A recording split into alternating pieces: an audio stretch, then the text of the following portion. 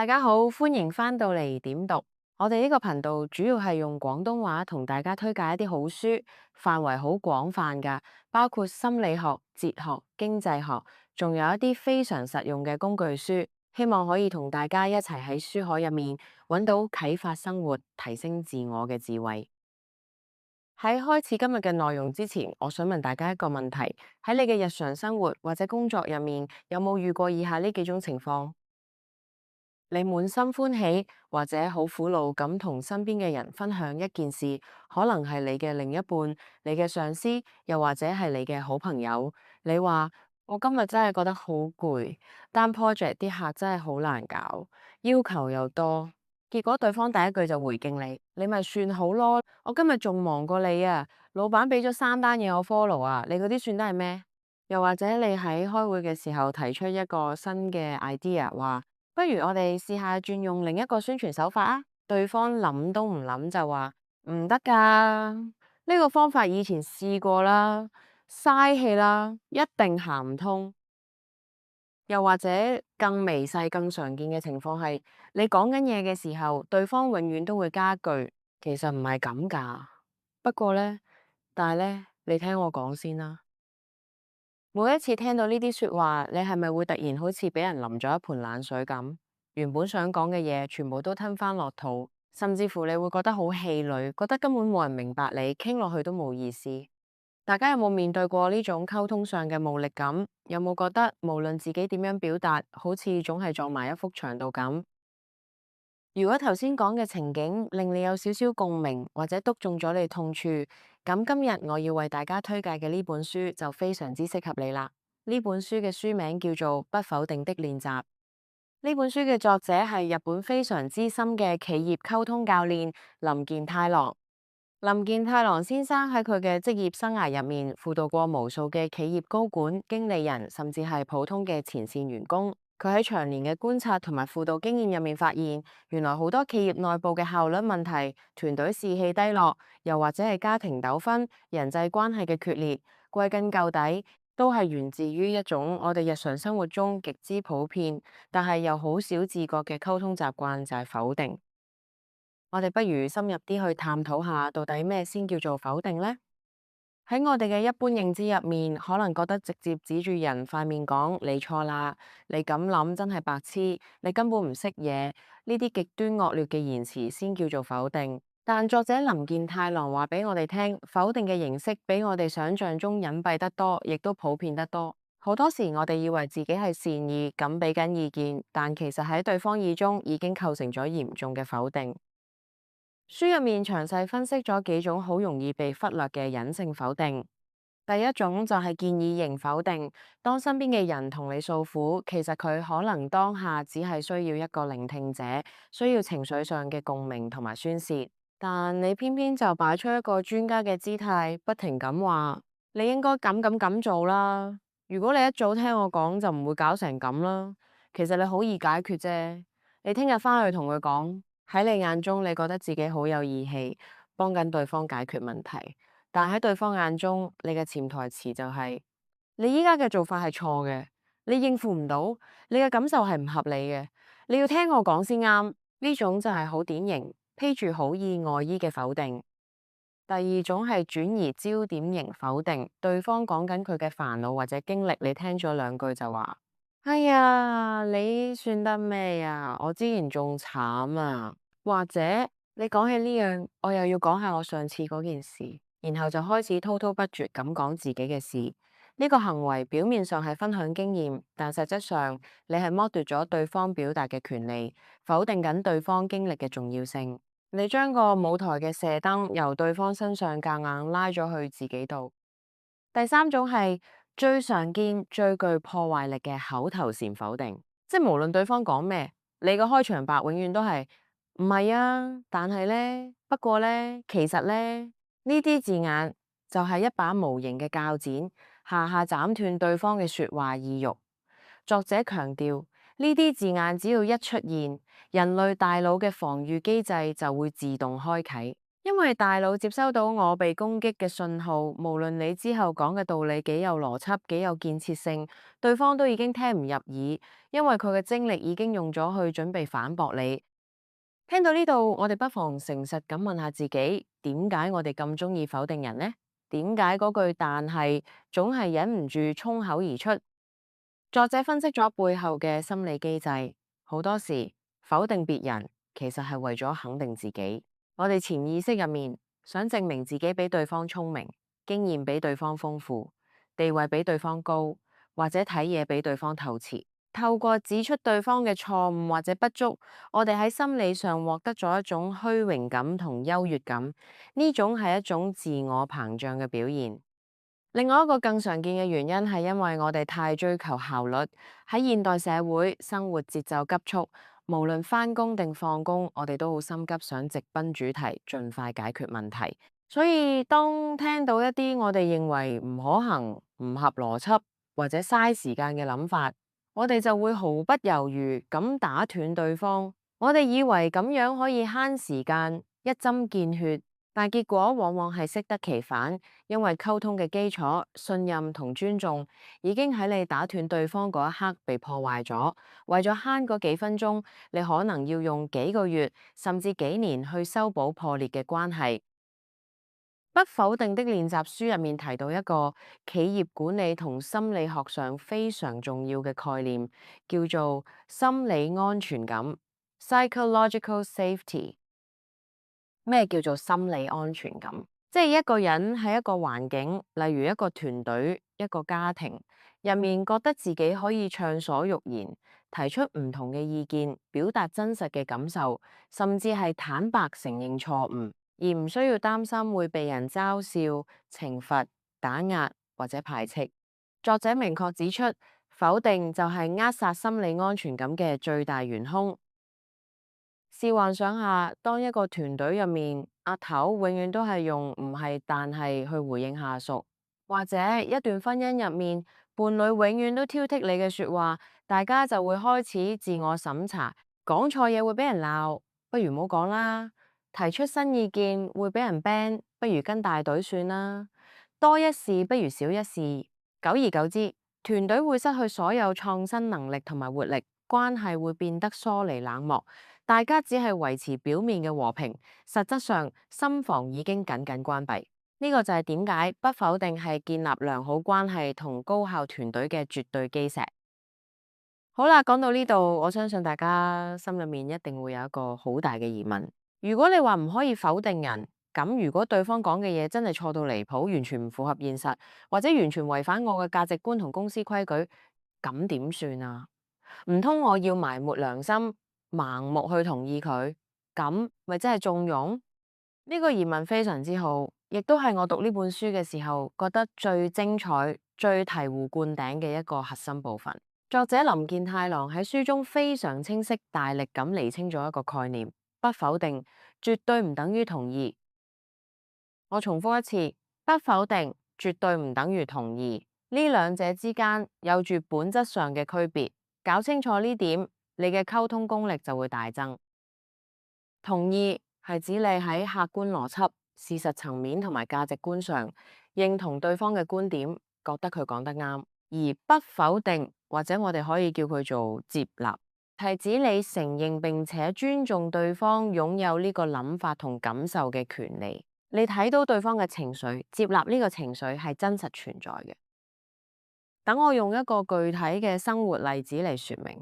假設你個小朋友放學返到屋企，丟低個書包，發晒脾氣咁同你講：我好憎返學啊，好多功課啊，我以後都唔想再返學啦。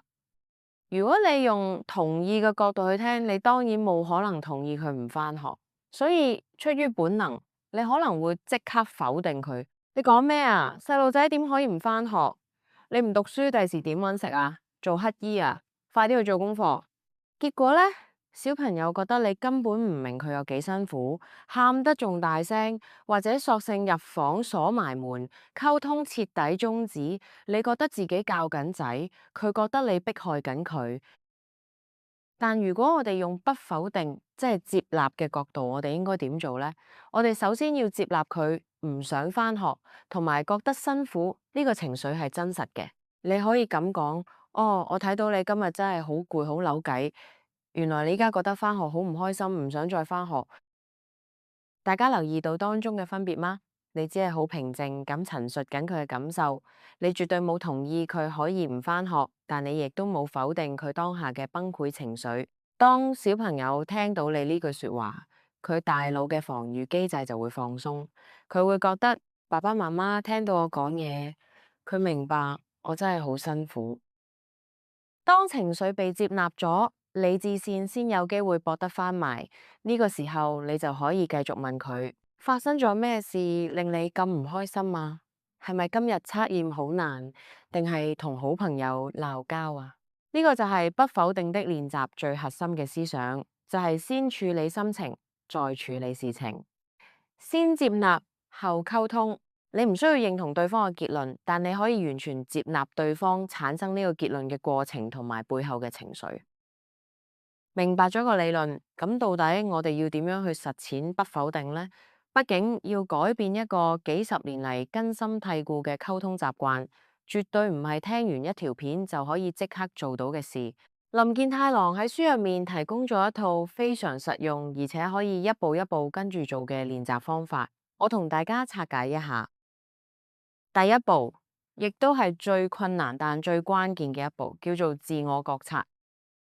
作者建議我哋喺未來嘅一個星期裏面，你咩都唔使改變，唔需要夾硬逼自己做個好脾氣嘅人，你淨係做一樣嘢，觀察自己，觀察下自己一日之內同同事、伴侶、仔女傾偈嘅時候，講咗幾多次，但係不過其實唔係咁，你錯啦。每次講完就喺心裏面默默記低，或者用手機 mark 低。你可能會非常驚訝咁發現，原來自己不知不覺間已經習慣性咁否定咗身邊嘅人好多次。我哋往往睇唔到自己嘅盲點，只有當你清清楚楚意識到，原來我真係好鍾意講其實，你先至有機會去剎停佢。第二步叫做黃金3秒鐘。當你意識到自己準備要反駁啦，當你聽到對方講一啲令你覺得唔順耳，或者你覺得充滿邏輯漏洞，你想即刻開口糾正嘅時候，請你合埋個口，深呼吸，俾自己最少3秒鐘嘅停頓。呢3秒鐘唔係叫你發呆，而係用嚟剎停你大腦嘅戰鬥或逃跑反射動作，阻止嗰句但係衝口而出。呢3秒鐘嘅沉默並唔會令氣氛變得尷尬，相反，佢會俾對方一個好好嘅感覺，就係你喺度認真思考緊我講嘅嘢。呢3秒係理智戰勝本能嘅關鍵時刻。第三步，練習使用肯定嘅回應詞。過咗嗰3秒鐘，當你要開口講嘢嘅時候，千祈唔好用但係開頭，試下用以下呢幾句說話作為對話嘅緩衝。原來你係咁諗嘅，我聽到你嘅意思係，原來呢件事令你覺得咁困擾。呢啲說話就係一個心理安全網，清清楚楚咁話俾對方聽，我接收到你嘅訊息啦，我聽緊，而且我冇批判你。當對方覺得安全，唔覺得被攻擊，雙方溝通嘅橋樑先可以正式建立。接落嚟，你講嘅道理佢先聽得入耳。第四步，將句號變成問號。好多時我哋否定人係因為我哋急於俾一個句號，即係俾一個絕對嘅結論。例如，你呢個計劃行唔通，句號，你咁做一定失敗，句號。作者教我哋試下將結論式嘅句號變成充滿好奇心嘅問號，用提問去代替批判。舉個職場嘅實用例子，有下屬興致勃勃咁提出一個你一聽就覺得有漏洞嘅宣傳計劃，與其直接 ban 佢，呢條橋太舊啦，預算又超標，唔得。不如試下運用頭先講嘅步驟，先停頓，然後接納，再提問。呢個諗法幾特別啊，睇得出你花咗心思喎。先接納。我想了解多啲，如果你講嘅情況 A 出現咗，或者客房臨時縮減預算，我哋可以點樣應對呢？你有冇 Plan B？用提問引導思考。透過提問，你唔單止冇打擊對方嘅積極性，冇否定佢嘅付出，仲引導緊對方自己去發現計劃中嘅問題，自己去完善個計劃。呢種溝通方式先至係真正能夠激發團隊潛力、培養員工獨立思考能力嘅最佳方法。我哋可以睇多一個日常夫妻相處嘅例子。兩公婆放工返到屋企，老婆好攰咁話：今晚不如出去食飯咯，我真係好攰，唔想煮啦。老公如果用習慣性嘅效率型否定，可能會話：出去食好貴㗎，而且落雨好麻煩，求其煮個公仔麵咪算咯。結果老婆一定發火，覺得老公唔體貼。如果用不否定嘅方式，老公可以點答呢？先停3秒，然後話：原來你今日返工咁攰，辛苦晒老婆。接納對方嘅疲憊情緒。不過今個月我哋 budget 真係有啲緊，不如我哋叫外賣，或者今晚等我嚟煮啦。你入去沖個涼抖下先，好冇？提出替代方案，兼顧現實考量，最後用問號結尾尋求共識。大家聽得出個分別嗎？後者嘅溝通充滿咗溫度同埋尊重，即使最終大家都係冇出街食飯，但老婆嘅感受會截然不同，因為佢嘅疲累被看見、被接納咗。一場潛在嘅家庭風暴就因為改變咗回應嘅方式而化解。講到呢度，我想同大家分享少少我睇完呢本書之後嘅個人反思同感想。老實講，喺未睇呢本書之前，我一直都覺得自己係一個溝通能力唔錯嘅人，講道理頭頭是道，分析事情好有邏輯。但當我真係跟住書中嘅方法，嘗試去進行1個禮拜嘅自我覺察嘅時候，我先至發現原來我成日都會不自覺咁講咗，其實唔係咁㗎。你聽我講啦，我慢慢意識到，我嗰種所謂嘅講道理，好多時只係一種高高在上嘅說教。我太急於想證明自己嘅觀點係啱嘅，想糾正對方，而完全忽略咗對方當下最真實嘅情緒同感受。有時候我可能喺辯論入面贏咗場交，對方啞口無言，但係我就輸咗段關係，拉遠咗大家嘅距離。不否定，聽落好似好簡單3個字。但要真係喺每一日嘅生活入面做到，係需要極大嘅內心力量同埋修養，因為你要放低自己巨大嘅自我，放低嗰種我啱你錯嘅執着，真正懷住謙卑同好奇心去擁抱對方嘅獨特性同埋睇法。當我開始嘗試喺日常生活入面練習，當我死忍住唔講，但係轉為講，原來你係咁睇呢件事嘅時候，我發現奇妙嘅事情真係發生咗，對方嘅情緒會肉眼可見咁平靜落嚟，說話嘅語氣都會變得柔和。當大家放低咗防禦嘅刺，唔再視對方為假想敵，真正有意義嘅溝通先至可以發生。呢種感覺就好似你幫一段原本窒息緊嘅關係，重新打開咗窗，注入咗新鮮嘅氧氣咁，成件事舒服晒。總括嚟講，不否定的練習呢本書帶俾我哋最核心嘅價值，就係重新定義咗咩叫做有效嘅溝通。佢提醒我哋3個好重要嘅重點。第一，否定會破壞心理安全感，係溝通嘅毒藥。無論你出發點幾好，只要用錯否定嘅包裝，對方就收唔到你嘅善意。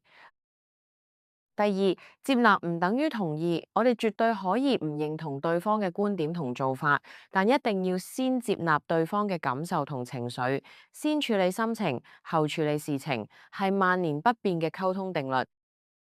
第三，溝通嘅最終目的從來都唔係為咗分出勝負，唔係為咗證明邊個叻啲，邊個啱啲，而係為咗建立連結、了解彼此，然後尋求共識。只要我哋願意喺每一次對話入面，俾多3秒鐘嘅停頓自己，收起嗰句準備衝口而出嘅但係，轉化成一句原來你係咁諗。我相信我哋嘅人際關係、工作環境，甚至係成個家庭嘅氣氛，都會迎嚟翻天覆地嘅美好改變。非常感謝大家今日嘅耐心聆聽，聽我講咗咁耐。要改變一個習慣係需要時間同埋耐性嘅。希望大家聽完今日嘅分享之後，都可以嘗試喺生活入面慢慢實踐不否定呢個微細但係力量強大嘅動作。我相信只要你願意踏出第一步，你一定會感受到溝通帶嚟嘅改變。如果你中意今日嘅內容，覺得對你有啲啟發，希望你可以幫手俾個 like 呢條片，亦都好歡迎你喺下面留言，分享下你平時最驚聽到邊一句否定嘅說話，或者你有啲咩溝通上嘅心得，記得將呢條片 share 俾你身邊，你覺得可能需要聽下呢個信息嘅朋友或者家人，亦都非常期望大家可以 subscribe 訂閱我嘅頻道點讀。打開個鐘仔，繼續收聽我其他推介好書嘅影片。喺節目嘅最後，我想留低一個問題俾大家反思下。回想下你最近一次同身邊嘅人發生激烈爭執或者不歡而散嘅時候，如果當時你可以將嗰句衝口而出嘅你根本就錯啦，換成一句平平靜靜嘅原來你係咁諗，你覺得事情最後嘅結果會唔會有咩唔同呢？我哋下次再見，拜拜。